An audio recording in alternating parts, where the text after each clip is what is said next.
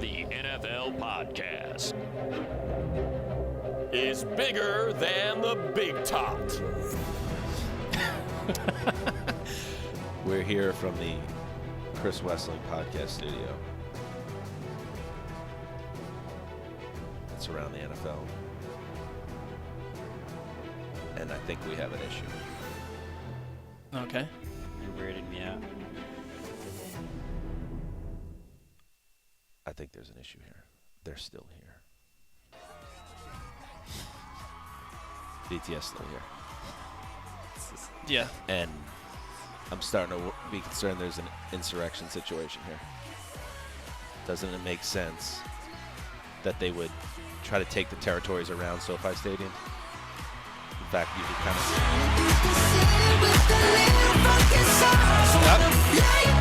Ricky, is everything okay? Oh, God. They're coming!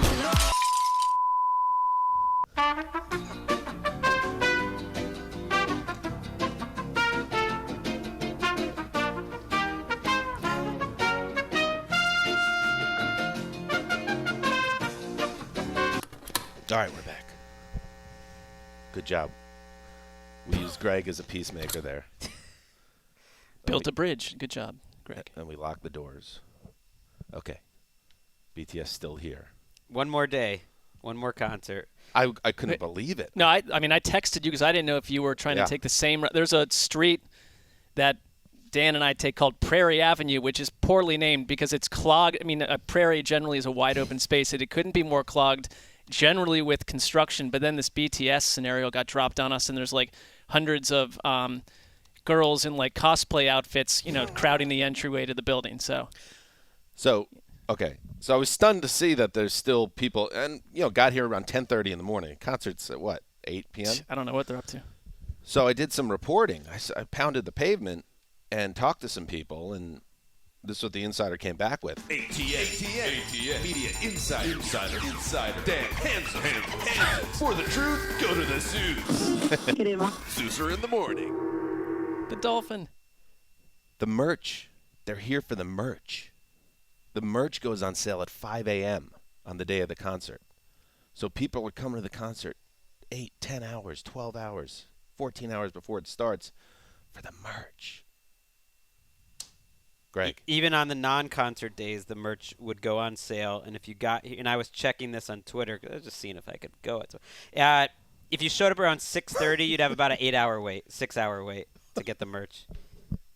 What is the merch? Just it's a T-shirt with their faces plastered. They've got some on of it, these glow lights that are only useful tonight. That's like synced up with the actual concert. But yeah, some concert stuff that you could only get here, I guess. The gross national product of the BTS nation. Those I had other sources that told me those are $60. Those flashlights, and they're selling them from the break of dawn through the concert. It's impressive. And when you got money. You got power, and that's why this building is vulnerable. That's why what happened earlier. I was at the World AIDS Day concert last night. Humble brag. Yeah, at the Forum, and it was Jennifer Hudson and Christina Aguilera. It was like the most amazing thing ever. But Jet and I realized when we were leaving that BTS Army was getting out. We sat in bumper-to-bumper traffic for 1 hour before. It took us 2 hours to get home. 1 hour was in park with all these people with, their bunny ears walking past my car. And those lights. I thought that we were going to be under attack at some point. Well, BTS Army is legit. I mean, I just say we are from one angle, a boy band of our own. Maybe not the boy might be strong. We've aged out of that, but it's like New Kids on the Block are still touring. Right. There's no kids in that group anymore. I mean, we could square off. Who could sell out the SoFi Stadium 4 nights in a row? Like, do you even think the Rolling Stones could do that? Taylor Swift. I think Swift they could have done 8, I think, based on, like, the resale. Oh, my God. Value. Pretty good. Watch out. All right. Maybe Zach Wilson will be our leader, the boy who shall lead us. He might be looking for a job soon. He might need a fallback plan. That's not funny, but he does look like he looks the part. That's why I think he certainly does. He does. And Baker Mayfield could be the manager. I mean, we Dan hitting out. we're probably why did I didn't even make the initial jab at your quarterback who's underperforming. It wasn't intentional, but it was just sitting there. It's I fine. walked into it. It's fine. My defenses are up with the boy. I didn't need that on any level. It does. You can imagine if Baker lost his hair, so he just has the middle-aged bald ring, and then he put him in a pair of those like colored aviators and a toothpick in his mouth. He could be a manager. He could do that, but I mean, he's got a great head of hair, so I don't know you're wish casting something there. All right, let's get to it. Enough of the malarkey. Week 13's here. Coming up later, Greg's going to recap Cowboys Saints with Henry Hodgson. Don't even get Alvin Kamara there. That's annoying. What's going on with that season in New Orleans? But we're going to spin forward to the games to be played on Sunday and Monday. And strange week, only one game between 2020 playoff teams. That's the Ravens at Steelers. And even that game doesn't have a ton of juice because How of about only Pittsburgh. one game between 2021 playoff teams? Like if the season If ended the today. season. Right, that game has a stink coming off it is what it has. And then we have 7 divisional games, so that obviously has big impact potentially in division races and whatnot, and conference tiebreaker stuff. So we're going to get into it all. Let's start, though, as we always do, before we get to our draft. Let's start with the primetime games. And it's a solid one. It got flexed. The Denver Broncos are 6-5. Surprisingly, they're 6-5. They had that 3-0 start. They weathered some storms. They've been up and down. And it just so happens that they are 6-5 as the calendar's turned over to December in a year where the Kansas City Chiefs have been trying to figure things out. Now, did they figure things out, Greg? We will find out. They're 7-4, one game up, and I'm kind of rooting, Greg, for chaos because if the Broncos beat the Chiefs, forget about it. The AFC West becomes a complete grab bag. It is up for grabs. Let's see if that happens. At least give us an entertaining game on Sunday night. I know these teams seem very unpredictable. To me, I kind of know what the Broncos' offense is. They got some injuries this week at tackle and Melvin Gordon. That's not ideal. We know who they are. I know the Chiefs' defense has been better lately, and they're ultimately good. It's like the Chiefs are going to put up – the Broncos are going to put up about 20 points in this game. That's my preview for you. On the other side of the ball, I have no idea what's going to happen. And I looked on Football Outsiders. These are two of the highest variances in terms of the Broncos' defense and the Chiefs' offense of any sides of the football in football. Like the Broncos' defense, 2 out of the last 3 games, put it to the Cowboys and did a fantastic job of the Chargers. Could they be one of those groups that closes and finishes much different than they looked for a big chunk of the season? Because if they are, I think they have a chance to slow down the Chiefs at least. Andy Reid's great coming off a bye, but will he take what's given to him? And Vic Fangio kind of started this whole trend of all around the league. Everyone's playing the Chiefs this way. They're playing the way the Broncos play every week, which is they beg you to run. They're begging the Chiefs, who are good at running. They're begging them to dink and dunk. Will Andy Reid take what's given to him? Will Patrick Mahomes do that in this game? If they don't, I don't know. I think it'll be fun. I think if you're Vic Fangio and you came in at some point and said, here's what I envision for my team, I mean, a little more on offense, but this is what the Vic Fangio, this is what you're selling. I mean, they've allowed under 230 yards passing in 4 of the last 5 games. Outside of that Eagles mess, they are shutting air attacks down. And Patrick Mahomes, who's never lost to Denver, has not faced this version of Denver's defense that we're seeing right now. So I think that, when this got flexed, it was like, really? Like the Broncos? But it's turned into something that has become much spicier. What got flexed out? It was Seattle, San Francisco. Okay. Good job. Yeah. Smart Got to get move. Russ out of primetime. What a right. state of affairs. Got to get Russ out. Hey, Teddy, come on in, Teddy. Well, good job. let's come I don't down think with that was the selling point it was get necessarily, Greg. Pat into primetime more, and that's why it's like you look at this game, and I say I root for chaos because I don't really have a dog in the fight.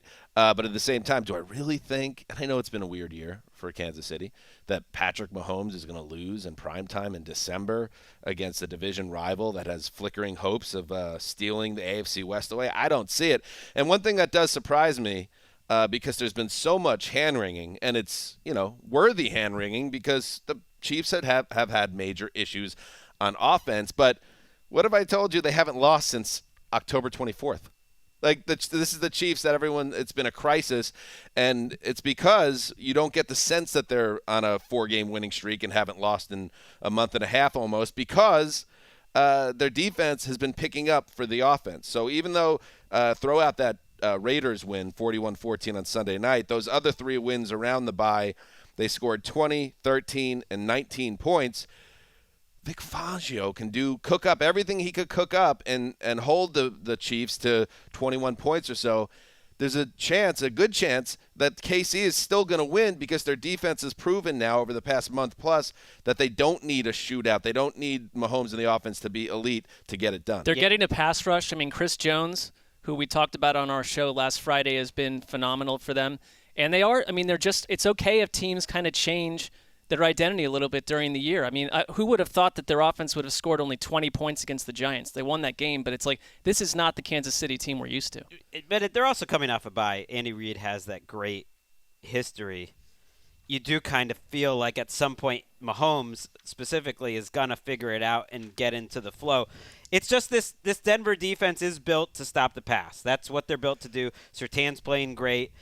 Kareem Jackson might be back for this game. Like they're getting finally the secondary play that they thought they had. I just don't think on offense they'll hold up. Like they are still down to their 3rd, 4th, 5th string tackles against an improved pass rush. It could be a tough spot for Teddy, but he's Teddy survived. Higher QB rating than Patrick Mahomes right now. This is the Teddy game. Teddy's analytics are almost too good. They're like embarrassingly good. But I think it points to what he's been this year. I mean, it's like embarrassingly good. It's true. Well, there's this one that's like EPA plus completion percentage over expected. And he's like 2nd or 3rd in the league. It's like that actually says more about the stat than it does about Teddy. But I think it's to the point that he's done exactly what you would hope. I just think you're going to have to score 30 in this game. Right. I don't trust the Broncos defense. I do kind of like them to cover 9.5 points. Like Vegas is not buying into this Broncos resurgence, and they really haven't bought into the Chiefs declining. They're expecting it to bounce back. If you are in the desert realm, the Chiefs have scored fewer than 25 points in 5 straight home games, which is stunning. Andy Reid 21-4 after the bye. Greg, you had mentioned that. And Teddy Bridgewater, this is good, Greg. Nice little island game for Bridgewater, who's trying to convince a team, hey, keep me around, make me part of your future. Well, here's a big game for them. If they could somehow win this game, he plays well. That matters. And you take all those advanced analytics that paint him as a better than average quarterback. Now stack some wins. Get a playoff bid. Vic Fangio also saying keep me around. And there aren't a lot of signature wins in the Fangio era. The Cowboys is one. This would be huge. I think Teddy is the Broncos quarterback next year unless they can get Russell Wilson, Aaron Rodgers, or Deshaun Watson. And then no matter what he does the rest of the season, he won't be the Broncos quarterback. Yeah. So I really think that's the equation. I don't think he's coming. I think they're going to, if this season but plays out if they strike out, it's not. It sounds great to go get one of those guys, but there's no guarantee that you will. And if you don't, then I think Teddy is like their ideal fallback. All right, the best game of the week, it's kind of throwback. This is the way it used to be in the old days. Monday Night Football. The New England Patriots, 8-4, riding a 6-game win streak, head up to Orchard Park to face the 7-4 Buffalo Bills, the team that was the heavy favorite to win the division. But guess what? The Pats got good faster than expected. And now, Mark, the question becomes, and I think we talked about this last week as well on the television show, the Pats are good. Are the Pats a great team? Go and beat up on the Bills in Orchard Park in primetime, and I am all in. Yeah, because I think, you and I sit on different sides of this where, and it's not just wishing, I look at the Patriots and I look at the fact that Bill Belichick is their coach and everything that's happening and the way that they're playing, the style that they're playing, the physical side on offense, takeaway heavy on defense, shutting down opposing quarterbacks, making life hell for one quarterback, week after week, that I totally buy in. I'm with you though. This is the acid test because coming into this season, it was like the Bills have dethroned the Patriots. And this is a long run. It's going to be a nice, enjoyable long run and a change of scenery. It's like December 2nd or 3rd right now, and everything's been flipped on its butt. Because the New England wins this game, I'm sorry, but it feels to me like the Bills, there are many more questions lingering over what the Bills are this season with their inconsistencies than New England, if they do what they've done to other teams, and it has been, each of these, you go look back at the 6 teams they've beaten in a row, there's been a rough fallout for every one of those clubs that got thumped by New England. You think of Baker Mayfield. You think of Sam Darnold's essentially season ending. I mean, they've ripped people up left and right. So if you go and do that to Josh Allen, you've got big problems if you're Buffalo. You're absolutely right. And the way that we thought about the Bills coming up. But part of that is because they've stacked these seasons and that they've been building. And the fact that 8-4 is looked at some disappointment for the Buffalo Bills, 7-4, coming into this game. I mean, what a job that McDermott's done that's somehow a disappointment to get to this point. This is a more experienced team in big spots than this Patriots team. I think that does matter. Josh Allen kind of went through a lot of those painful moments, and he'll have more, and he certainly had some bad losses this year. But this is a veteran team on both sides of the ball with great continuity in Buffalo, and I think people are dismissing that. I tend to think that the most likely outcome over the next 3 weeks are that these two teams split, because I personally think they're the best two teams, along with the Chiefs, in the AFC. And so to me, if the Patriots win this one, okay, let's see what happens next time. If the Bills win this one, that wouldn't surprise me. If it's a blowout either way, that would surprise me, because I think the Bills' defense, even without Tre'Davious White, is a challenge that Mac Jones in this Patriots offense, which has been resourceful and it's been good, hasn't really faced when you look at the opponents that they've had during this winning season. You could make the case, and I'm with you, although I'm with you to a point. Yes, would a split be shocking? No. But I think it would very much matter if New England went to Buffalo and won on Monday night. They'd be 9-4, and the Bills would be kind of I would imagine, in a crisis mode internally at 7-5, losing at home in that spot. They also are going to Tampa next week, so you're right. It's sort of Buffalo bigger goes for the into Bills. let's say the Pats won, they go into their bye at 9-4 and in complete control of the AFC East. Now we have touched on this, and I'll just bring it up again. The last 4 weeks. The Patriots all wins, but they've been facing a team that's missing their best player 4 weeks in a row. McCaffrey, Chubb, Patterson, Derrick Henry, and A.J. Brown. The Bills' profile is a healthy team that is ready and geared up for this game. I like the Bills in this game. I think they're going to win the game.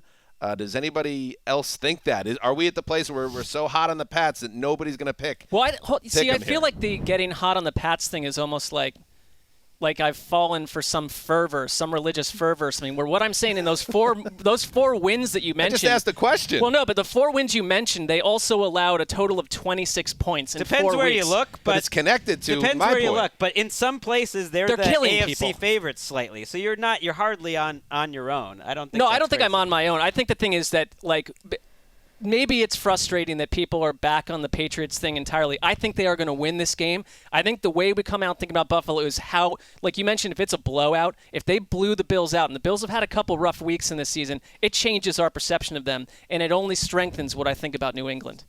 I'd be shocked if the Bills' defense allowed a blowout. I see a close, low-scoring game. And I see Josh Allen being the key in terms of his running. I think it was really important last week. Early in that game, I know it was the Saints, but that's a good run defense. They called a lot of design runs. He scrambled a lot. To me, that's how you solve their running game. What was the question? I asked you who's going to win. I took the Bills and my game picks by a field goal. I don't feel good about it. But you've been doing that. You've been negging this Pats team all season. And I've been wrong. That's not true. Only once did I pick against them when they lost, which but you've been the hold the horses guy all season with the Pats. I don't know if it's your fandom coming through. I wholeheartedly believe that the Bills are going to win. Oh, you're doing it. And that's why I'm going to lock them up. Yeah, Smart. You've done a great job. Smart. It could be stupid, but I really do believe that they'll probably split and that the Bills are a strong team and they'll adjust too. That this Patriots offense, like even Mac Jones last week, I don't know. I don't trust them as a passing game to light it up. Of course they could win this game, but I think it's going to be a low-scoring defense. People keep saying Mac Jones has not faced a real defense. The Panthers were the number one pass defense when they whipped them.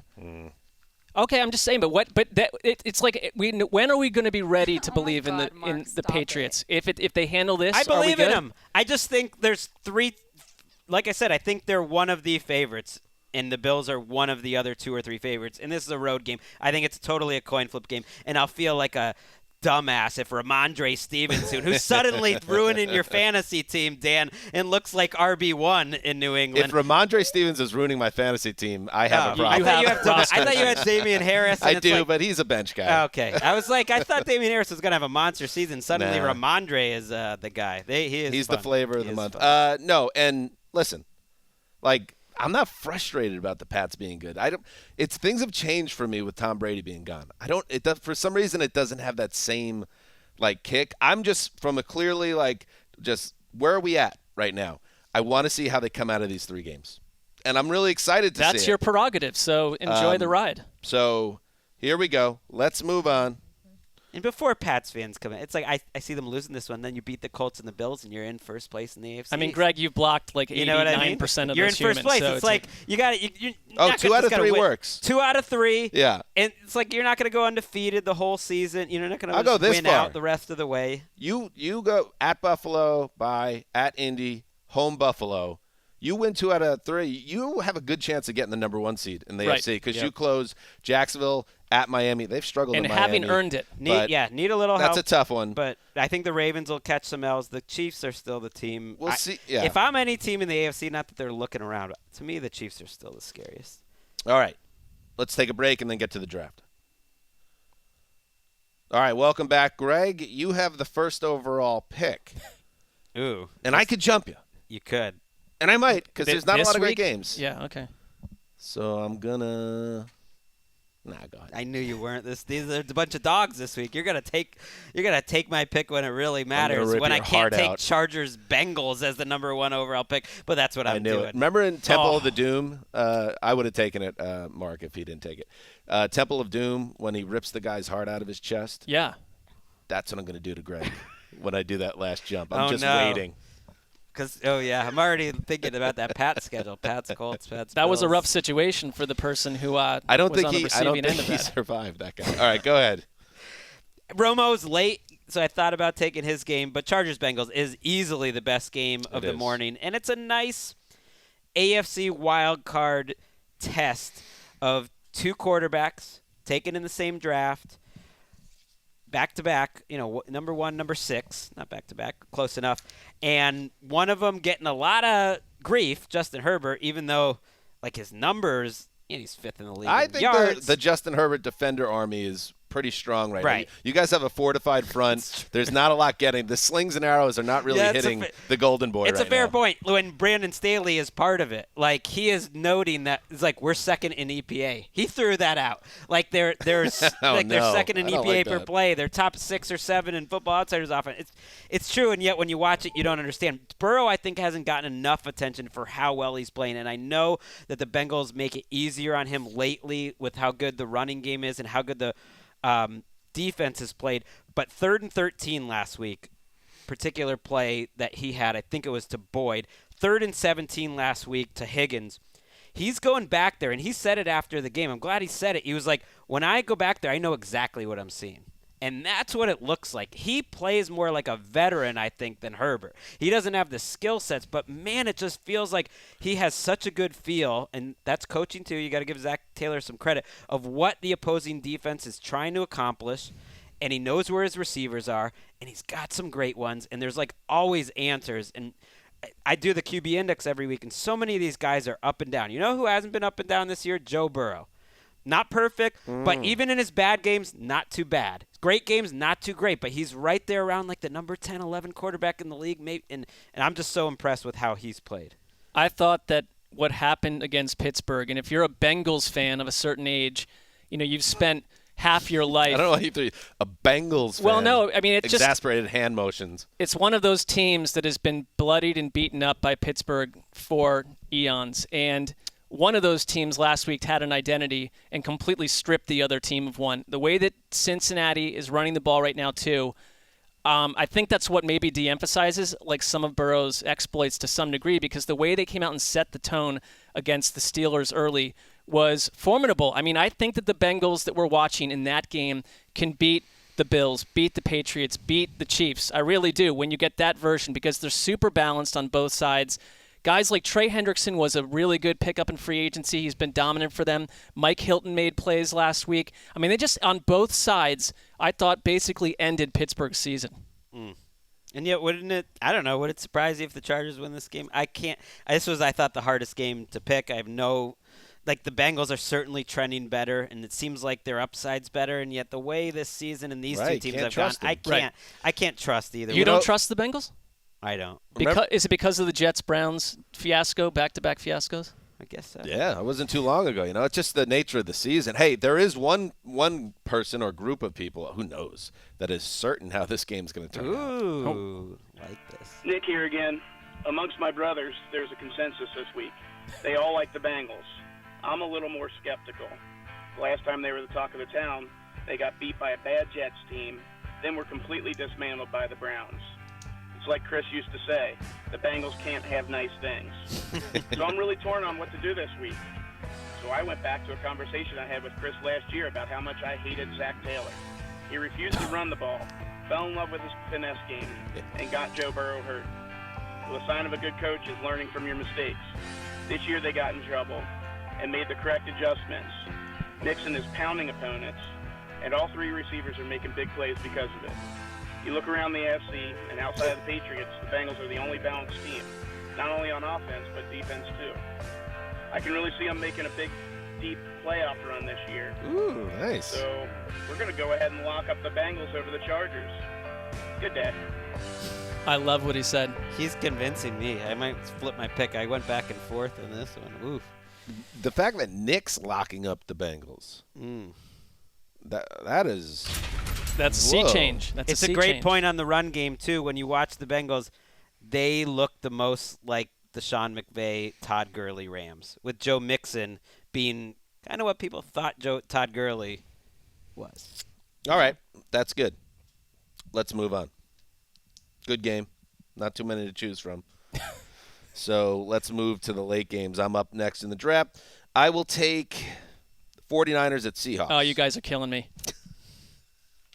Those are my two top games. I literally am lost in a forest now. This is a tough one. This is a tough one to be the third and fourth pick. This is a tough snake week. That felt personal. I think you knew Mark wanted that game. I might sit this week out.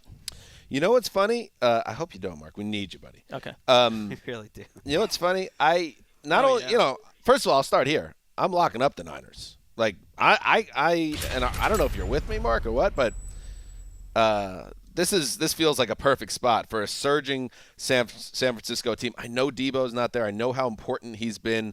But when I watched the Seattle Seahawks on Monday night, it looked like a dead team walking. And you can say, oh, yeah, but they're at home and they're tougher. They haven't been tougher at home. Everywhere they play, they're the same boring, broken offense with a quarterback who's saying my finger's fine but doesn't play the same way. Even before he hurt the finger, he was struggling. The Shane Waldron experiment, if you want to call that, it ain't working. I don't know if it's his fault. DK Metcalf seems like he's one more, 3-target, 1-catch week away from just melting down and attempting a Beckham-like mutiny here. So I don't like anything about what's going on with the Seattle Seahawks and the 49ers. Their ability to shut that game down against the Vikings really stood out to me because it wasn't just their offense, it was the defense as well, and they did it in a way that was impressive to me. They lost guys. Azeez Al-Shahir, is that correct pronunciation?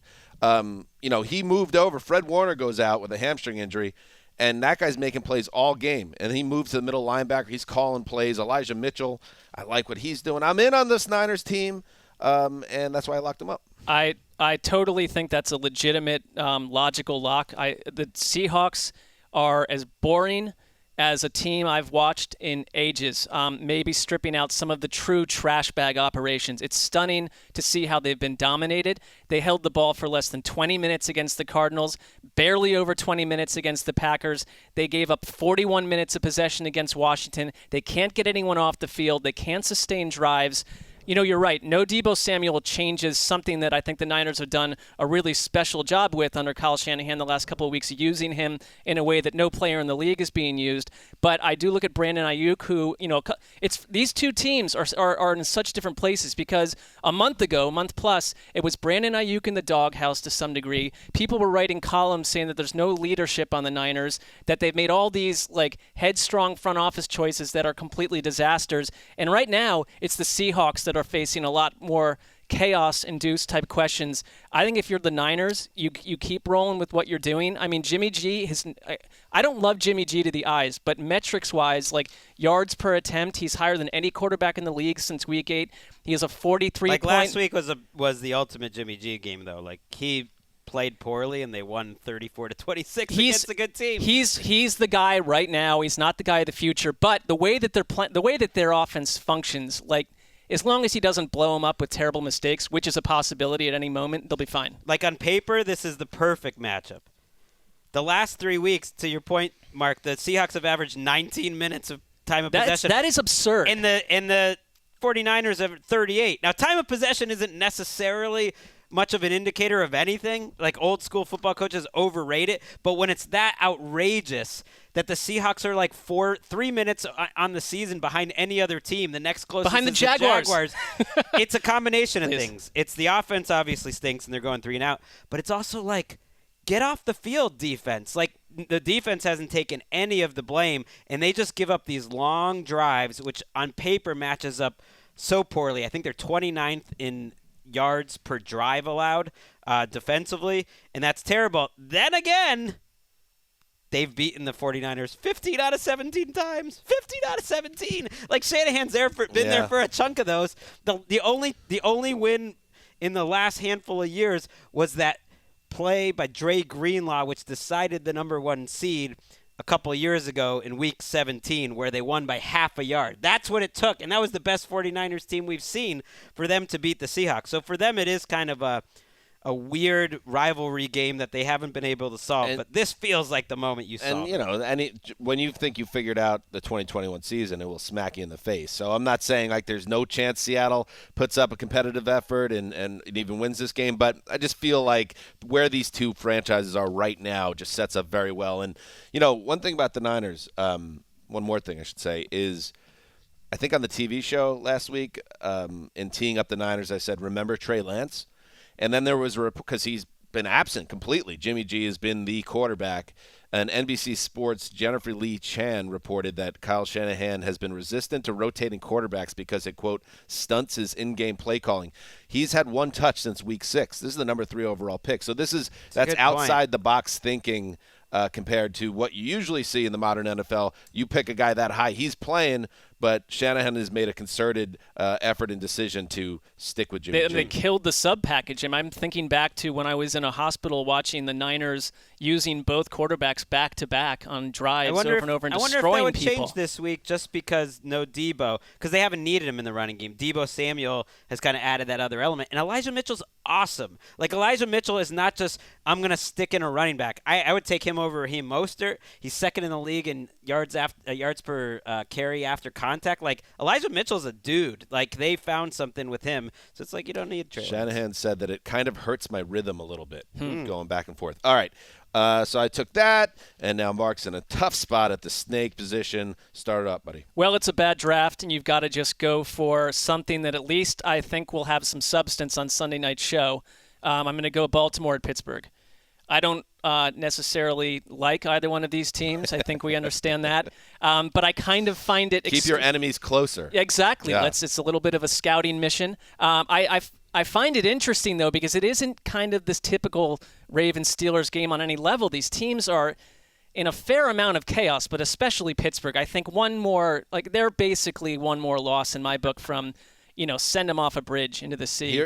Here's a concern I would have, Mark. Yeah. Because I know you were very excited and happy, and understandably so, about how poorly they played against Cincinnati. Right. And you were, dancing on the grave. I do the same thing in your position. Good. But this does maybe set up as an unfortunate viewing experience for you, because the Steelers in win or die mode against a Baltimore team that is just barely finding ways to beat teams, feels like a vulnerable spot maybe for Baltimore. It's fair. I will survive. I understand what you're saying. I want to see if Plus, there's no good outcome. The Ravens crushing them. Is that really I know, but fun? Mark doesn't want to see Aditi reporting on the sidelines after the game like, everybody buried the Steelers, and now they're back and feeling incredible. I would say take Pittsburgh out.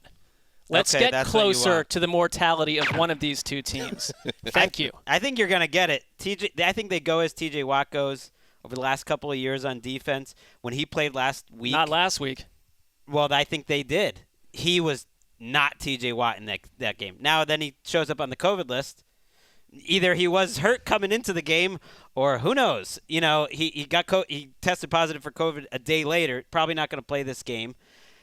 He wasn't himself last week, and they're average with him, and they're way below average without him. It's crazy. Like, on paper, they match up so poorly with the Ravens because they can't cover deep and on the outside. That's what the Ravens do well. They can't really stop the run. I guess they can't do anything, so they match up poorly with everyone. Guys like Devin Bush, first-round pick, getting benched. They're a mess. His You've dad's got going after people Steelers on coming. Facebook. Right. Like, there's all sorts of drama. They just don't make any sense with such a bad defense. They remind me of the Pats from last year. Everyone's so focused on the lousy quarterback situation and offense that, like, no one's paying attention to what was supposed to be their bedrock defense falling apart. Well, they're 27th in DVOA. They've been allowing basically 200 yards on the ground since Week 10. I mean, they're getting beaten up. This is like why you have all week long ex-Steelers coming out of the woodwork ripping the defense.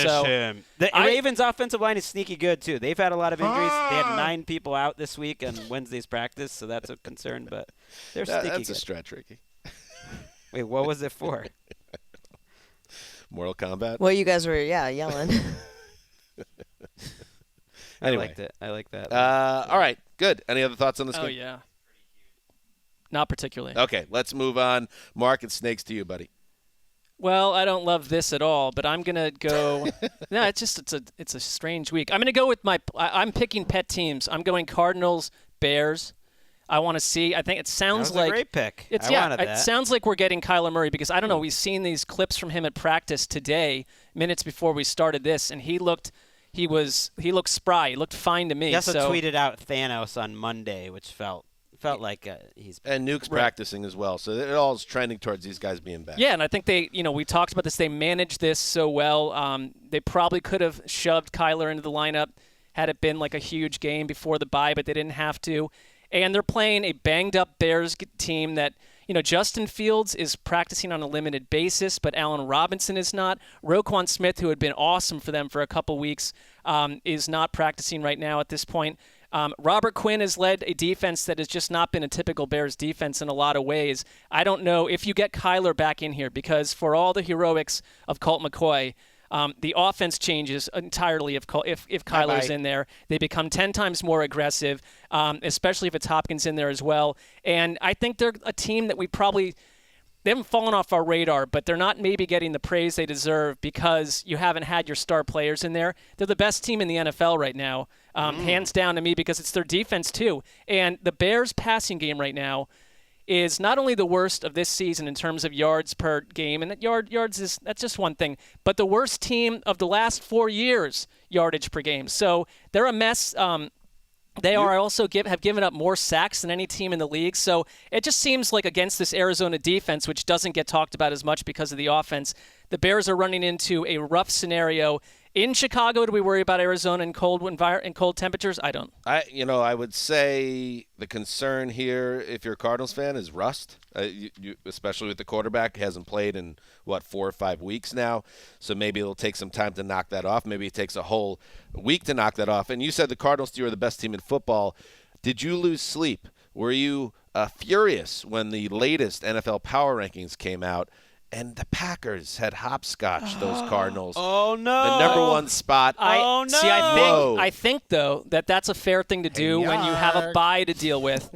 But I think that you will be proven incorrect in the end. I think they've been the best so far. I'm with you. How do you knock them down? Plus, Peg, I'd ask. Zach Ertz has emerged since Kyler got hurt. Last game they played, it's like A.J. Green making plays. Zach Ertz, they have so many ways to beat you. I kind of expect Andy Dalton to start because he took most of the reps on Wednesday.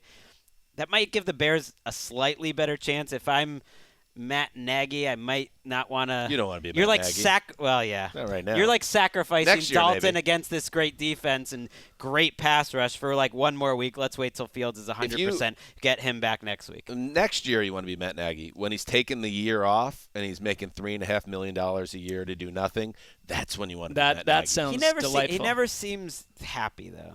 He will be next year. Once Okay. he's out of this world, he's the most unhappy man in the world. You got to wash the Bears out of the hair, and he'll be fine. He'll Trust be on me, the it's phone like, with Adam Gase and be like, "Where are we going? Which island are we going to this week? Let's get loose. Let's have some fun." Did you see that report that Adam Gase would listen if Notre Dame would offer him the head coaching job? Really? Yeah. When I think of Adam Gase, I think prize recruiter. Yeah. I don't think that's going to play. All right. Up next, is it the old Zeuser? I think it's the old Zeuser in a big spot. Okay, so I do. Dan Hansis, shout out. Thank you, Paul Rudd. I do like. So you took that Chargers-Bengals game, but I'm going to have eyes on that one, Greggy. So I'm going to take a fun game in the morning with that Bucks at Falcons. Fun because I like watching Tom Brady and the Tampa Bay offense operate. So I will grab that game. And man, what to say about this game? It's funny, like are you gonna have eyes? The Jets are early too. I mean, that's a lot of eyes. No. Well, that's a good point. In the toughest of all spots, right there. But I'll figure it out. Anyway, don't worry about me. Tampa Bay 8-3, just taking care of business, rolling through. I would like someone else to kind of jump in because, like I've said on the show, I like where Tampa is. They're staying mostly healthy on offense. They're taking care of business. And the Falcons, I have them where I have them, which is 5-6, but really not in the mix, even if they're in the on the hunt or in the hunt category over in the NFC. Anybody want to make a case that this is a game? I'm giving up on them being in the hunt for anything other than a. They are though. They are I know, literally but- tied for the last spot. It is weird I know, but to see I that asked you this, Washington's Greg. in there. I literally asked you the question on our network show if anyone bought them at all No. in the hunt category, I'm and everyone sticking a said fork. no. So I'm it's sticking a 5 days fork. later. I'm sticking a fork. I just am pointing out that they're literally tied. I can't make that case for you. This was the game where it all turned around last year. You guys remember they came out of the bye, and the Falcons were up big at halftime against the Bucks.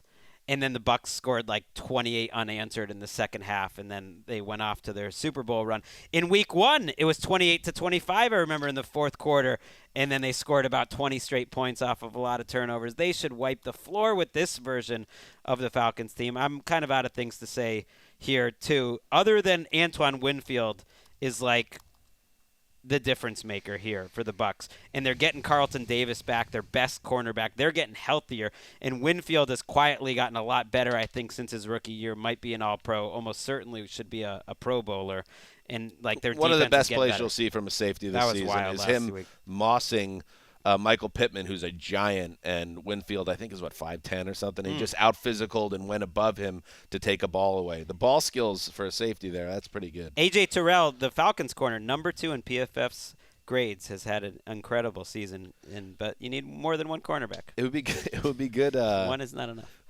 We would have to go up to West Point or something, I think, to find him. But wouldn't you want to see where Tom Coughlin's at on this Leonard Fournette? He's not loving it. not I mean, only- he got a different human being. He was probably dealing with a completely different human being in Jacksonville. Well, maybe just a human being on a different team now with better I like leadership. to imagine him as like now he's grandfatherly and he's happy. I'm not buying Nagy won't even be happy next year, but I think Coughlin is enjoying his time away from the game, and he's like, I always knew that young man could realize his potential. I'm glad to see it. That feels That's like hard certainly fiction. That is not true. Not only did he score 4 touchdowns in a great comeback win over the Colts, Lenny Fournette, it was reported after the game that he gave a spirited halftime speech that inspired members of the Buccaneers and led to the comeback in the second half. That is not playing well with a Tom Coughlin. I could tell you that. No, but Tom Coughlin, you tried to center the entire experience around Blake Bortles, so you're going to get a different locker room and a different offshoot of that than Tom Brady. And and Lenny Fournette, who is, I believe, the 4th overall pick of the 2017 draft. And just for a little timeline, because I did a little digging for Power Rankings this week, they cut him, the Jaguars, 3 years into that rookie contract, September 2020. And the Bucs scoop him up, and look at him now. He's one of the more productive running backs in the league. That's the Tom Brady effect. You could say Yeah. Bruce Arians, this, that. He's matured. Bull. Tom Brady. It is a little bit Leonard Fournette effect. You don't think so? That he's deciding Well, of to course, I mean, take command of his own that- career to some degree? I think that's I don't true, know. but the I don't know. opportunity and everything wouldn't happen without Brady. I'm buying that. Although, man, he looks good. He's playing well. Let's take a break, and then we continue on. So many strategies here. All right, Greggy, you got 2 picks here. I could jump you here, too, but you know I won't because it's all dog shit now. That's 2 times Ricky's had to use the beep in short order. I'm going to strategize and take a knock it out game so I don't have to watch it on Game Pass. Vikings-Lions early. I swear to God, Vikings, you better not blow this game. It's going to be so or close. be There's stupid there's about an this. outside Take care chance, of business. Right, there's an outside chance that this is tense and that the Vikings I can could see lose. it. Could lose to the Lions. It'd be the Lions' first win. So or the Vikings blow it out and it's a knock it out game. Do not put it in Greg Joseph's hands with No. 12 seconds to go. The team Zimmer. Let's take care of business. Don't be so dumb. It's a dumb team. I thought that the Lions were establishing somewhat of an identity with an inside running game. DeAndre Swift was in the top 7 or 8 in terms of yards from scrimmage, playing really well this year. A guy to build around. He's out this week, according to Rap Sheet. And without him, I just don't think they have many answers on offense. The Vikings are probably, they're without Dalvin Cook, but Zimmer pointed out, which I thought was interesting, well, our running game hasn't been good lately anyways. And you've kind of seen them turn the dial here to putting a little more on Kirk Cousins' plate, that they're just going to ride the ups and the downs. If that happens, this is a nice week, I think, to get some confidence, not have the Lions-Vikings game that you had earlier in the season, which took a last-second field goal for the Vikings to win, and actually have a normal Vikings game for once. Let's do it. Let's do it. Alexander Madison has been great when he filled in for Cook in the past. He had 153 yards against the Lions back in Week 5. He fried them last year as well. So, I don't think that's a massive shift because they've been a passing team. Lions defense has come out of the bye and have allowed 6. I know the opposing teams haven't been great, but 16 or less in 3 straight. They are coaching their butts off for an 0-10 They also team. were a disorganized mess on Thanksgiving. I get it. I'm just saying 16 or less from a defense in 3 straight weeks that looked like the worst in the NFL for so long. We didn't talk about it as a group because it was a Thanksgiving game, but that was the game I did on the podcast. And, not only did, I don't know if it was Aaron Glenn's fault. I don't know if it was Dan Campbell's fault. Glenn is the DC. But the double timeout, which killed him, obviously. But then Nagy, on top of it, also calling a timeout to stop the clock. That was quite a clinic. I think the only thing with Campbell is you got to win a game. You got to win a couple games here. I get it. They will. He's engendered a lot of goodwill within Detroit's fan base and outward because of his passionate approach to the game, and he just seems like a real person. But you got to steal a couple of games here, and this I don't know, man. This is 2017 to me. The one thing I will say about and Kirk Cousins statistically. And that's why your boy Teddy and everybody, the numbers sometimes don't tell the whole story. Kirk, his season has been so strange because they've had, I would say, at least 5 games this year where he lights up the building in the first half. And then they go to sleep for the last 2 quarters. Even with it, the numbers are there, the production's there. But the streakiness is an issue with them, and then he usually has a good last drive after being quiet. Yes, he somehow pulls it together. There's a reason why not last week. They're the only team. It's in a ridiculous stat. They now every game this season they've had at least a 7-point lead, and yet they're under 500. It's because they jump out quick, and they've had so many games where they just stall. So let's see if that happens again against Detroit. If anything, they've been consistent. How about go drop a 35-7 bomb here? But they won't. They won't. I feel like their they will season this is week. essentially on very thin ice if they've stumbled here. They'd be 5-7. Yeah. Hard to take them seriously. What's the what's the desert on this one, Greg? 7. No way. 7.5. No way. I'm going Vikings. No way. I'm going Vikings. All right. All right. I'm going to wrap up my Snake snake pick here. With the football team against the Raiders in the late window. I can't quite compute that the winning team of this game will either be a 6-6 football team. Mm-hmm. What? Or a 7-5 Raiders team, which is almost as big a what? it's going to happen, though. You confused me when you said 6-6 football team. Right, because but the Raiders are also a football team. That was technically correct. I don't know what to do with them. Yeah, the 6-6 WFTers. What? I don't know. Both of these teams, I'm flummoxed. It's a I'm pretty confused. good game. It's okay. It's interesting. It's Antonio Gibson being a really important part of this Washington team dominating time of possession. He was someone coming into the year. I was like, that's your breakout running back right there. What a rookie season where he could do everything. And he was hurt for much of this season, playing through injury, which Baker Mayfield's learned you don't get credit for. And Antonio Gibson's fantasy owners were not giving him credit for about 8 weeks. But he looks a lot better lately. And they do match up pretty well with the Raiders in terms of the Raiders are a team that sometimes give up a lot of these long drives, that their strength is in the pass rush, which maybe isn't going to be that big of a factor against Washington.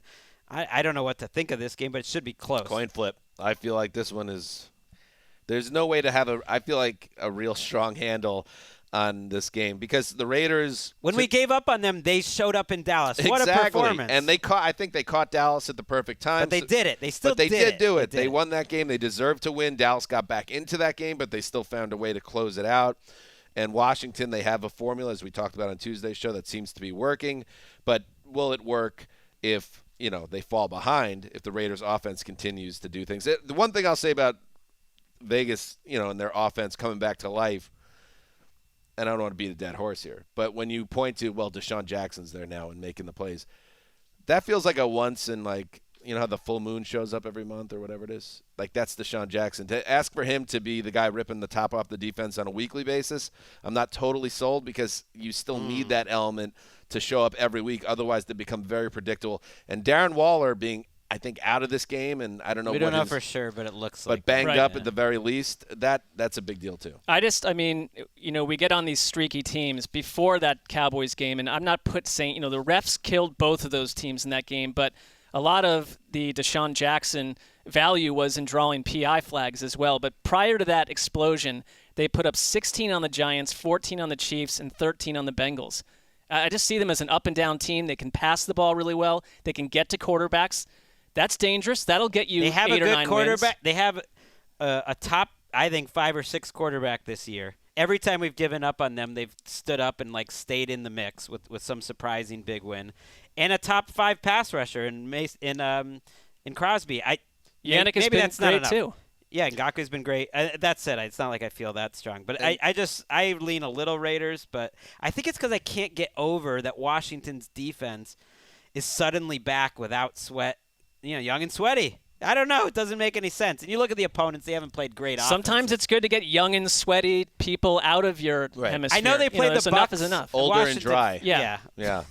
I know they played the Bucs. The defense really had a great first quarter in that game, and then the Bucs moved the ball, and then they've played Carolina, Seattle. So it's There is also there's a chance, and as we tape this, it's before TNF, that if the Cowboys ever lost and the Washington beat the Raiders, they're one game out of that division with 5 to play. That's a possibility. I can't believe this. All right. It's stupid. Now it goes back over to the old Zeuser.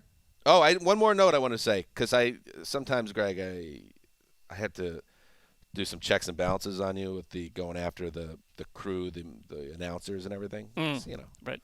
Sometimes it's I give a lot of praise. He works in the industry. He knows this is a tough job, right? Why is he always riding these guys so hard? Because those same guys are, Let me tell you what I did. Providing analysis against the players that they evaluate. They fair. Come criticize me. I'm fine.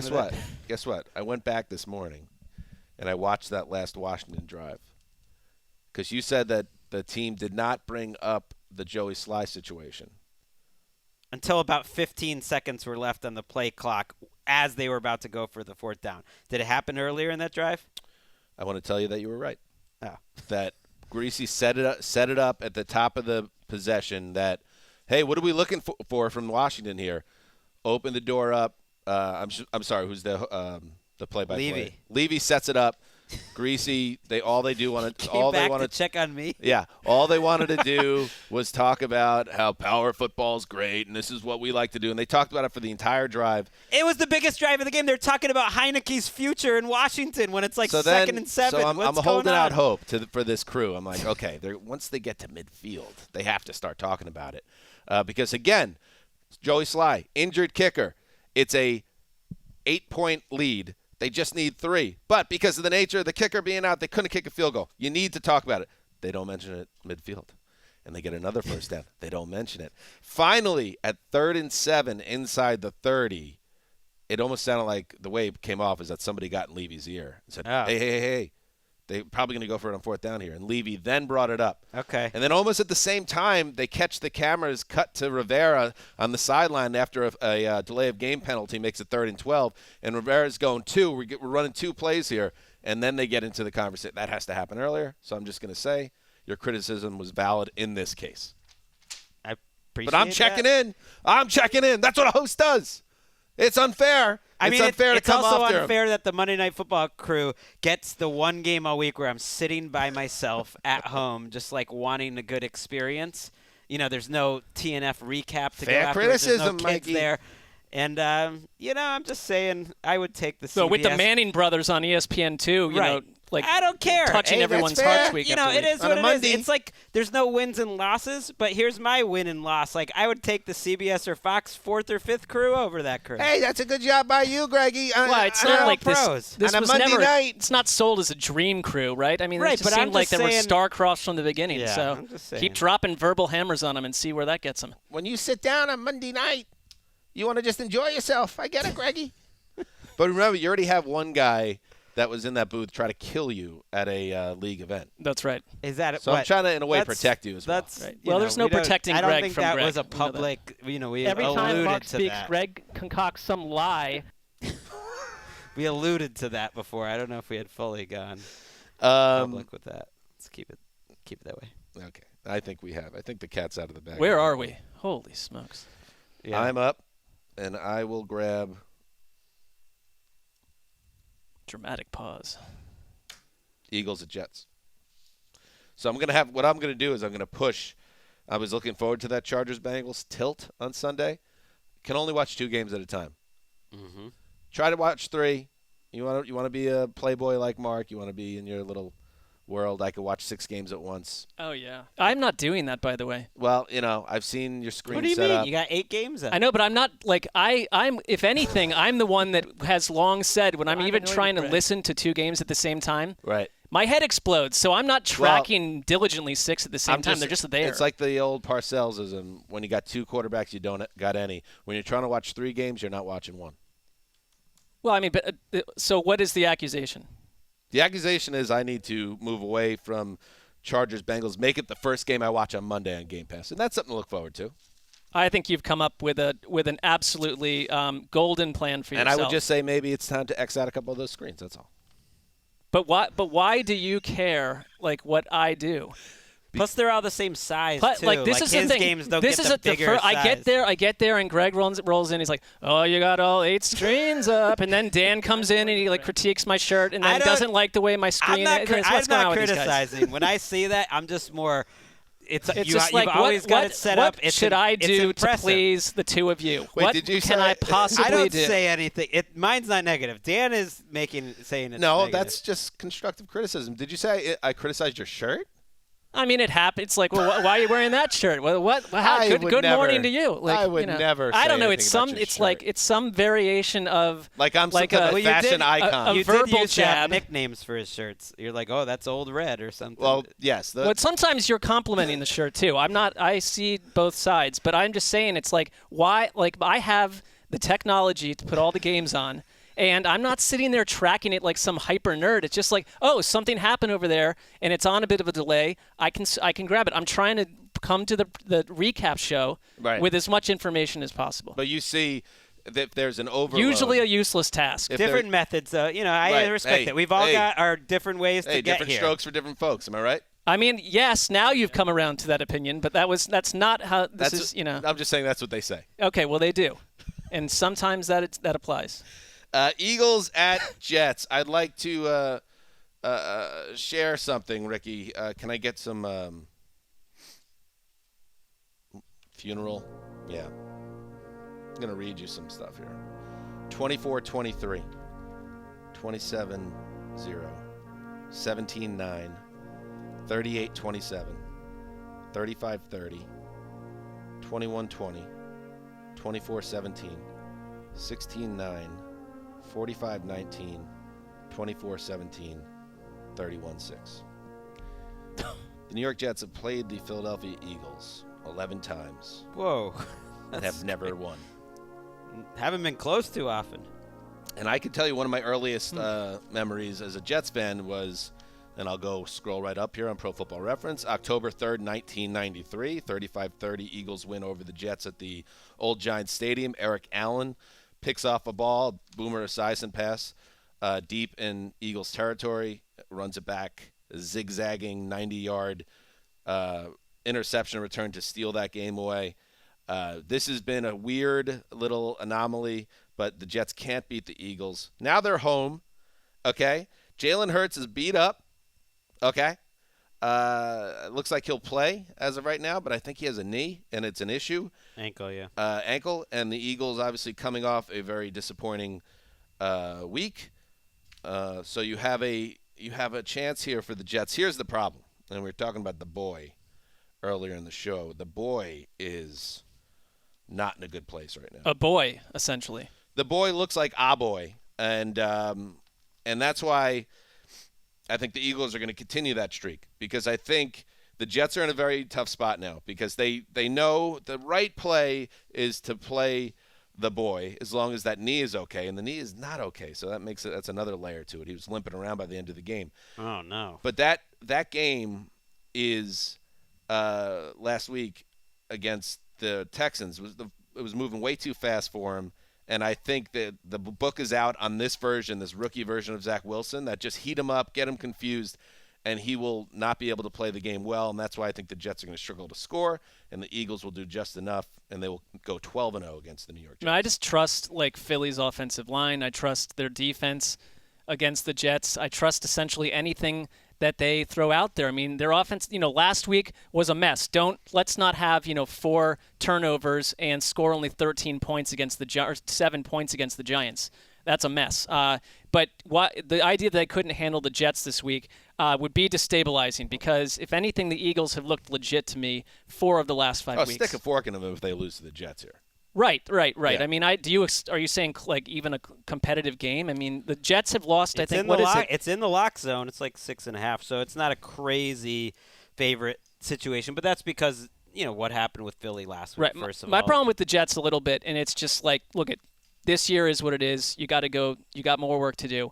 8 losses by 7 or more points, and some by a lot more than 7. They've just been destroyed by teams, which is not what Robert Saleh was selling. Well, here's the case. Their defense has been better the last 2 weeks. It was the worst against the Texans and the Dolphins. It was the worst. It was the worst defense in the league for about 6 weeks. It was historically bad. They've kind of come out of that a little bit, it seems like, and that's why I don't see the Eagles rolling up 35 points here. I could be obviously wrong on that, but I think this is going to be like a 24-9 type game. But I will say this. Remember, we were talking about on the Sunday Night Show. I hadn't seen the game yet, and Eagles fans were furious. They were really hurt because I think they got sucked in by the back-to-back wins and Jalen Hurts playing well. And it's just I want everybody to calm down if you're starting to waver on Hurts again, because Jalen Reagor blew that game. I mean, you don't want to put it on one player, but he's got to make one of those plays on that last drive. He drops 2 balls by the goal line. Either of them wins the game for the Eagles, and we're talking about a totally different situation around this team. Rager's got to be better, but otherwise I think they're in good shape this week. Yeah, Hurts does have an ankle injury, which he says he's going to play through, but you could get a little Gardner Minshew in this if they he's taking some reps. They did still have 200 yards rushing in that game. Hurts had 77 last week, so I think they're the perfect matchup to light up the Jets, because they have a similar type of run game as the Pats and the Colts, who really took advantage. The Jets are pretty good rushing the passer right now, but they've just got that penetrate at all costs type of defense, and a power running game like the Eagles who can do the wham blocks and do the pulling guards and everything. Like, that's a perfect. Baldy over here. That's a perfect. Yeah, Baldy Jr. over here. I'm just Cut your saying, face open while you're at they it. can do what Indianapolis and the Colts can do. And then on defense, like Darius Slay is having a Pro Bowl season.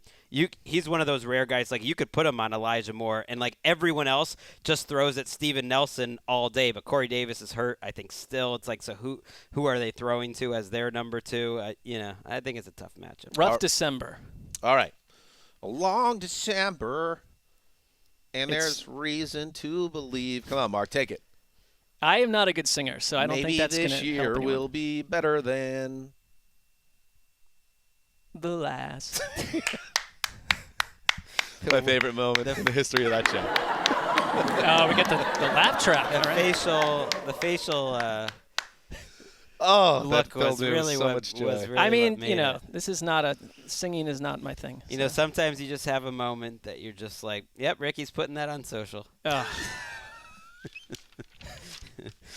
The only chance, Mark, that you avoid social is that somehow dings like a Adam F. Duritz copyright. You can't sing the I'll get on melody. that. I'm going to get on I that. mean, we just played BTS. I already lost my job because of BTS, so we're good. All right, let's take a break and then hit the rest of the games.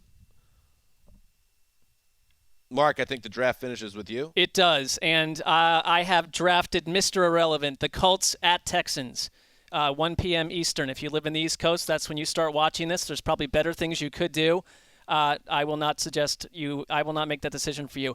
6-6 Colts. How differently they're looked at than, say, like the 6-6 Browns, for instance. But I don't understand any way how they don't go into this game with guys like Darius Leonard punishing Houston's offense, which has certainly been spicier to some degree with Tyrod Taylor in there. But I mean, a little bit. I mean, like, yes, it's Davis better. Mills was like a flatliner outside that Patriots Put it this way, game. they had 45 yards in the second half against the Jets last week and 0 points. So even though they're more competitive, it's still But to your point, the SOS. Jets played better on defense. So That's- maybe that's it was true. that penetrating Jets defense that caused that Maybe it result was. right there. Maybe it was. I kind of dug Frank Reich because I know everyone was coming out of Sunday like, why did they not use Jonathan Taylor the way that we thought they would, the way they did the week before against a good run defense in Buffalo?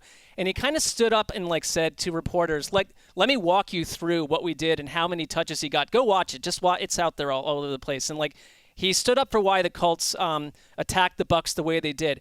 My one thing with them, I find them so much more interesting than they were a couple months ago, but their season seems defined by an inability to close out some of these games. The Ravens game where they get up big, the Titans game where they got up big, the Bucs game where they had a chance to get this thing done, and it's just this is the separator. This is why you're 6-6. So what they are good at, though, and why they are, totally trustable in a game like this is fiery arrows going through bad opponents, destroying bad teams, and this should be we should not go far from the course on this one. Has any team looked more destined to make the playoffs, get out to a lead against a favorite opponent, and then drop a heartbreaker? Like maybe the Vikings. The Vikings, the NFC, the Vikings are. but we'll see if they even get to the playoffs because they're so hot and cold. I feel like Indy is going to do what it needs to do to get to the 9 wins.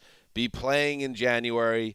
Maybe they're at Kansas City and maybe they're up 24-10 in the third quarter, and then disaster strikes. It feels like it could be their fate. Now, you tell me if they play. It kind of was their fate last year too. They had a lead in the Bills game for a little bit. I mean, and Chiefs and Colts fans will say, "Oh yeah, we remember, playing the Chiefs in the playoffs, that 45-44 win." But Andrew Luck ain't in the building anymore. It's Carson Wentz. I think the Colts are good. The Colts are vulnerable, but I think they take care of business here. Yeah, they're off. Got it. Uh-oh. So this just came across our desk in email. Okay? No, this is big. Who emails anymore? Well, it's trending on Twitter as well. NFL suspends 3 players for violating Nflpa COVID-19 protocols. Antonio Brown and Mike Edwards from the Bucs are suspended for 3 games, and then free agent John Franklin III. Not John Franklin Myers. We're all over this Antonio Brown. Right. Well, they're saying that could go. But That could go to a legal matter suspension, beyond the suspension league. is bigger. I know. Big. Does he? I wonder if that's why they expected. They kept saying he was going to come back this week, or last week, and then the ankle injury just keeps lasting forever. You're and right. My suspicion is he was knowing this was coming the whole time, and he was That guy's a goon. trying to fight it. He's a goon. Mike He's a Edwards loser. starts for them, so that is, an actual loss in a secondary. 3 games. That they've been trying to get players back. Not that he's a superstar. John Franklin III makes me sad because he was a last chance U guy who had carved out a surprising career on the very fringes. If you had watched that show, he was a quarterback and he turned into a defensive Maybe back. in his second career he can make fake IDs for high school. Well, we don't know. kids. I don't know if that's Maybe college why kids. it Vibrant happened, industry. but probably. Those He bars. already was not on a team, so Tough The, sitch. the Bucks have been real different with Antonio Brown in there at times, so I don't. That That's guy's true. a love goon. for them. You know, Wes was But they always just right good. about him. Like that, he's not a good guy. He's a clown. He's a champion too. But again, because Tom Brady, Right, Tom Brady doesn't seem to care that he's a goon the same way that it annoys a lot of us. Because he's good at football and he's smart at football too. That's all Tommy cares about. There. A 3-game suspension, though, it's like he returns with 3 games left in the season. It feels like there's so much time left. I mean, that we've gotten to the end. We're past Thanksgiving. We're only 2/3 the way through the season. Is there still 6 weeks to go here? It's like all they really bring care. it up. Plus the playoffs. My I mean, point it's is, like 14 more weeks. this is a team that's going to the playoffs. It's going to have a home games in the playoffs. Antonio Brown will be back for the playoffs. That's what matters for them. good. All right, let's hit the rest of the game, starting with the Giants at the Dolphins. Okay, we'll see if Daniel Jones is playing in this game. Tom Pelissero reported that he is not playing. Not expected Exclusively Tom Pelissero with that report. Is he playing? The coaches keep implying that he might be, and he has practiced pretty extensively. They showed some video that he was the last guy on the field still throwing passes. That's not normally what a guy that's going to miss the game does. Freddie Kitchens sounded confident. So Who's the backup? Mike Glennon. Mike Glennon. So either Freddie lanky one. Kitchen and the Giants are really trying to pull a fast one, or Daniel Jones recovered a little more quickly than expected. I mean, I don't know, how much of a fast one is Freddie Kitchens pulling if he, gets us to suspect that Daniel Jones isn't starting on a broken-down Giants team. I personally doubt that Freddie Kitchens is Does going. he have that kind of is going out of guileless, his way to knowingly The puppet miss. master, Freddie Right. Kitchens. Right, I don't see manipulating all. the motivation for him. He's at the podium to be going that far out of his way. So it's probably Daniel. They had a Jones. +4 Despite- turnover ratio against the despite Eagles the and scored report. 13 Right. points. So I'm not Despite the report, I think it's probably Daniel Jones. An exclusive report. That's 4 wins in a row for the Dolphins. They get the Giants, maybe with a compromised quarterback, then a bye, then the Jets, then the broken-down Saints. The Dolphins have a really good shot to make the playoffs. Maybe bring that up in your conversation with Henry later. Not going to give any content ideas, but Sure. great. Topical. My thing is I want to, I think Henry's more than just a Dolphins fan. He's a fine football mind, a great friend. And he's also maybe the future commissioner of the NFL, so you see where Greg's going with this. No, of course. Come on, So Maestro. you've got I'm the one to who had bake that you into on. the equation. Oh, don't be weird about it. No, just accurate, not weird. Do it with your friends. He's also been a Tua defender, and I think that position is feeling good right now because Tua does things well. Everyone focuses on what Tua doesn't do well, and maybe his ceiling isn't the highest. We don't really know. I think it's still early, but he's an NFL quarterback. You can tell that. He's going to be around for 12 to 15 years. I really His think body's going to have to hold up for that. Okay, but what he does do really well is that quick game stuff. And it's okay, that's great. You can throw it 6 yards and you make quick decisions. You're good on the RPO stuff. It's not everyone can do that. Russell Wilson can't do that. I'm just not saying that he's going to be anywhere near Russell Wilson, but that's a certain sort of skill set that you can run a certain type of offense that isn't going to kill you, and he can run it right now in his second year. Plus, Jalen Waddle, I think, has become a absolute factor. I mean, he was awesome last week against Carolina. Second highest completion percentage in the league. Their for Tua. draft class is doing well, too. Javon Holland, their safety. Waddle, you mentioned.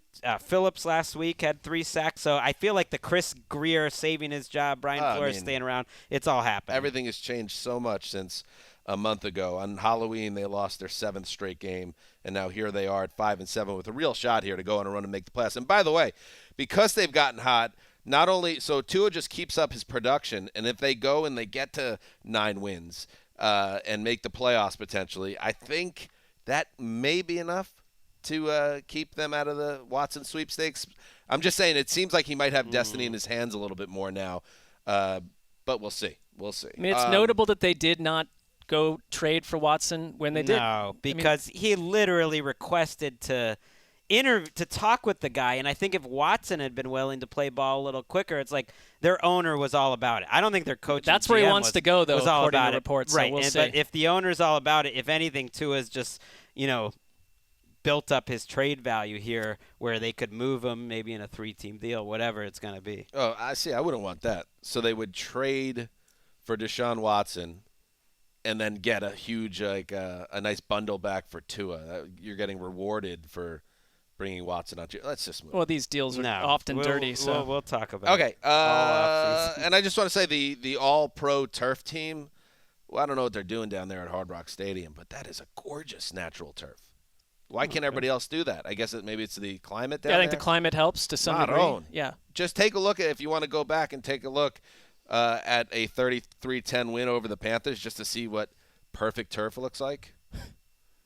All right, let's move on. Nice job there by the old maintenance crew, groundskeeping. I thought you were going to congratulate yourself for that comment for a minute, but then you went grounds I thought crew. it was actually a good job by me to notice the small things. So now we've done that, what I've just mentioned. Thank you, Paul Rudd. Finally, the Jaguars at the Rams. Slaughter. This is the perfect opponent for the Rams. Put it this way, Greg. If the Rams do not beat the ever-living crap out of the Jaguars, that whole thing's going up in flames. You might as well have BTS take over the stadium because the Rams won't need it anymore because they will be moribund. I'm not too worried about that. I do worry when they trail in games. They're weirdly not built for that because their defense gives up these long drives. Like they're 29th in yards per plays per drive. So it's like when they trail, suddenly the other team's holding on to the ball forever. And then Matthew Stafford gets a little panicky. There shouldn't be trailing in this game. I think it's perfect to work some of the things out. I still think they have so much talent offensively that they have plenty of time to get it ready. It's like we make these sweeping judgments. All these teams that have totally reversed course, like the Miami Dolphins, or teams that have flipped, like the Rams, like just as many teams are going to do that the other way around over the next 5 or 6 weeks. And I think the Rams have shown that they can do that. There's just little, the game management from McVay bothers me. The fact that Sony Michel's returning kicks, I mean, what is going on here? It's a special teams. You got to get one thing I'm looking at Odell, and I know he had the touchdown. No, he's banged up. He's got the pointer. I want to see in a game like this with a positive setup in terms of the opponent. He really needs to be a part of that offense. He was targeted, I believe, 10 times. Played 98% of the snaps. Yeah, 5 for 81. So they're doing and he made the big play downfield, but otherwise was, most of the cutaways to him, he was in a lot of pain on the sideline. Yeah. He really needs to be the guy, that number 2, and this would be a good spot to either establish that, I'm a part of this offense now, I'm productive, or maybe he's limping around holding his back the whole game. We'll see. This is, it's time to really work him and involve him, make him a real part of the offense. I know you're looking forward to that, Mark. I am looking forward to it. Cannot wait to see it. But, I mean, it's just a case in point that OBJ and Robert Woods are not serving the same function inside that attack. I think they really miss Woods. We've talked about that. You've got to take care of business here in a decisive fashion after 3 terrible weeks. I mean, the Jaguars, I think they're maybe 3 more losses away from a Heaven's Gate scenario. I mean, they are a mess. So, all right, that's week 13. I believe I didn't leave anybody out, right? I think we got everybody.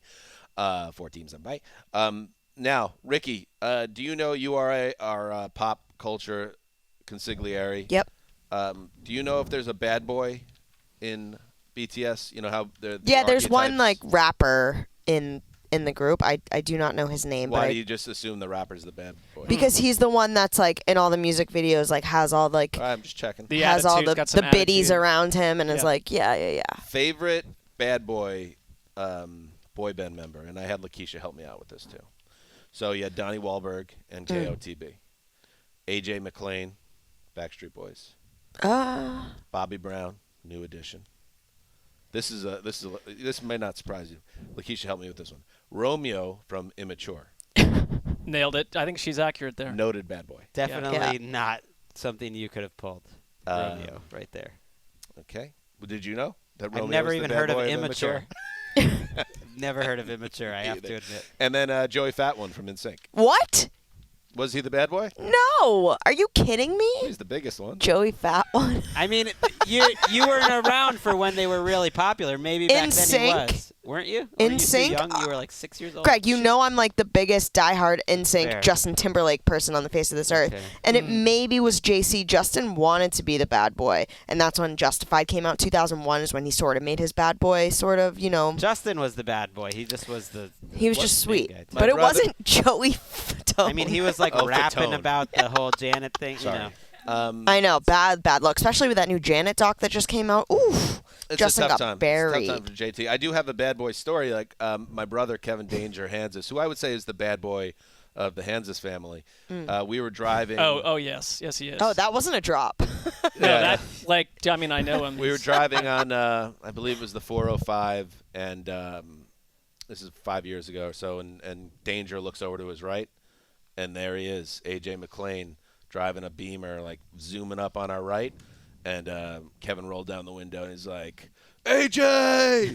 And he just he threw up deuces, and then just accelerated out of view. And it was That's like, bad hey, boy that's behavior. a bad boy. Yeah, it is. Yeah, yelling AJ, not bad boy behavior, but you do what you got to do. It would be a bit of a problem for your brother, who's nicknamed himself Danger, or someone has, and he were the lesser bad boy in your family. That there would Can only be one bad boy. right. Who's the bad boy of you three? Well, it depends what qualifies. I don't We're not the know. most dangerous group of guys. I don't know, but if it's if I wouldn't want to mess with one of you, It's probably me. it's probably Greg. Right. Just Greg because would- Greg's That's more Machiavellian. Yeah, it's rather than- manipulative. Like he'll take you down mentally. You know what I mean? Like he'll destroy you You gotta and go with what you got. and he'll make you really Well, you don't have to do that. kind of contemplate your life and if it's worth waking up in the morning. You know what I This mean? has turned into a psychiatrist's office. Well, no, here. I mean I really think that you guys I don't think we have a sometimes you just Greg really likes to put you down and he makes fun of Mark's Doesn't shirts say and anything. Mark's screens and I didn't make fun of your Exactly. shirts, Mark. Yeah. I only comment. I will make fun of Mark's lock choice this week while I join it too, which we gotta settle that business because he mentioned how the Saints Cowboys game was lockable this morning. Well, it was. after guys Teron are on Armstead, tooth. Ramczyk, and Kamara are out. So I'll just join Mark because I have no shame. I gotta locked catch a before bird. that happened to I gotta begin catch with. a bird. And All right. Good luck to you. You well, guys, you guys are really that you're not Yeah, joking? no, I'm gonna do it. You're locking up the Cowboys? I'm locking them up. you locked the Locking 'em up. Patriots last week against I'm a in last shattered by so Titans much, team, and that was I'm in last by just so much. under. Erica's beating me, and she's trying to lose. That was locked up, 6.5. That was I haven't that's won an in 8-3 8 Titans weeks. team. It was a 8-5 6.5 spread with no Are players the on the Saints field. even It's a game. technically an NFL team at this It's point? a game with rules. I mean, and if you you could- follow the rules, that's all you got to look at. I'll tell you I'm right now. totally good with it. You're Greg, play- big you're playing rules the guy. games. You're playing the Big game the rules right way. guy. rules. All right, that's it. We'll be back on Sunday night with the flagship program, so make sure you're there for that. And thank you to everybody, and have a great weekend, and blah, blah, blah, blah, blah, blah, blah, blah, blah. BTS. Let's try to get the hell out of here before the insurrection takes hold. Hopefully see you Sunday. What a mess. Heed the call.